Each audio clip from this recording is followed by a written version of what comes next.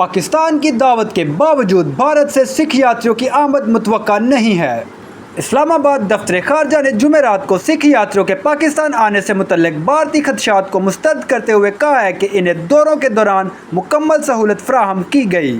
دفتر خارجہ کے ترجمان زاہد حفیظ چودھری نے ہفتہ وار میڈیا پر بریفنگ میں کہا ہے کہ پاکستان بھارت سمیت دنیا بھر سے سکھ یاتریوں کو پاکستان میں ان کے مذہبی مقامات کا دورہ کرنے کے لیے زیادہ سے زیادہ سہولت فراہم کرتے ہیں۔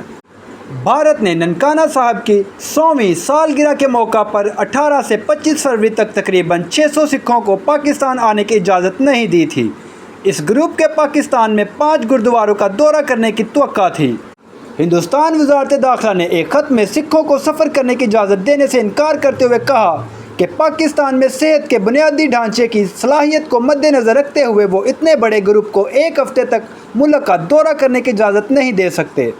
ہندوستانی وزارت داخلہ نے بھی اس گروپ کی حفاظت کے بارے میں خدشات کا اظہار کیا جس میں کافی خطرہ بتایا گیا۔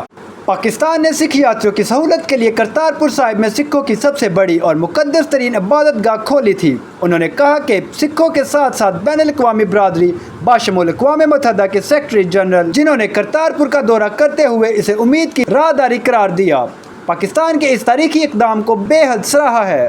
ترجمان نے کہا کہ بھارت سکھ یاتریوں کو پاکستان میں ان کے مذہبی مقامات زیارت کے لیے بھی سہولت فراہم کرے۔ معلومات کا قابل اعتماد ذریعہ CRC، جڑے رہیں CRC کے ساتھ۔